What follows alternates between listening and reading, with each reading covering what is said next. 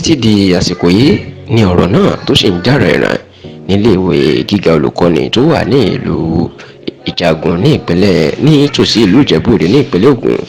Èèyàn Tai Solarin University of Education tó wà ní agbègbè Ìjàgùn ní ìpínlẹ̀ Ògùn pẹ̀lú bí àwọn adigunjalè bí wọ́n ṣe ya wọ ilégbèé àwọn akẹ́kọ̀ọ́ iléèwé náà, ìyẹn ibi táwọn akẹ́kọ̀ọ́ ń gbé tí wọ́n ń pè ní hostel tó wà lágbègbè Àbàpáwá nílùú Ìjàgùn, tí wọ́n jí nǹkan ìní àwọn akẹ́kọ̀ọ́ náà tí wọ́n sì fipá bá àwọn ọmọge mẹ́rin tó jẹ́ akẹ́kọ̀ọ́ iléèwé náà tí wọ́n fipá bá wọn láṣepọ̀. Ọjọ́ ìṣẹ́gun yẹn, ọjọ́ Tuesday tó jẹ́ ọjọ́ àná yìí, ìní tẹlifíṣàn Yorùbá Tòótọ́ gbọ́ wípé àwọn adigunjalè náà wọ́n ya wọ ibi tí àwọn akẹ́kọ̀ọ́ ń gbé lẹ́yìn tí wọ́n sì já wọn lólè. Níṣẹ́ ni wọ́n tún kí àwọn arẹwà ọmọge bíi mẹ́rin mọ́lẹ̀ tí wọ́n fipá bá wọn láṣepọ̀ kárakára.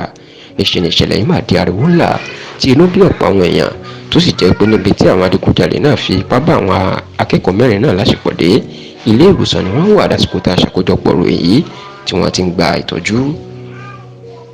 Igbákejì gómìnà ìpínlẹ̀ Ògùn arábìnrin Naímát Sàlàkọ́ ó ṣàbẹ̀wò sí àwọn akẹ́kọ̀ọ́ náà nílé ìwòsàn tí wọ́n wà.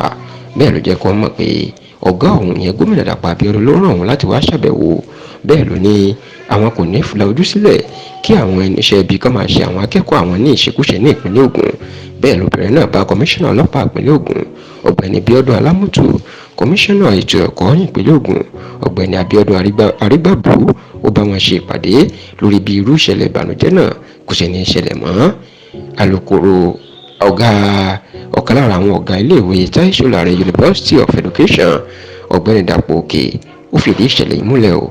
Ó ní kódà nítorí àwọn ti fagilé ètò ìdánwò tó ń lọ níléèwé náà yún second semester examination, àwọn ti fagilé báyìí láti jẹ́ kí àwọn akẹ́kọ̀ọ́ kí wọ́n kọ́kọ́ lọ mójútó ọ̀rọ̀ ara wọn.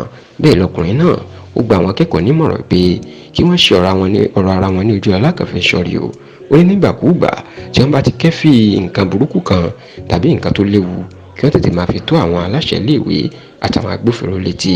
Bẹ́ẹ̀ ló ṣèlérí pé gbogbo àwọn táwọn jẹ́ ọ̀gá níléèwé náà àwọn tí ń foríkorí fi kò lókù láti jẹ́ kí irú ìṣẹ̀lẹ̀ bẹ́ẹ̀ kó tún máa wáyé.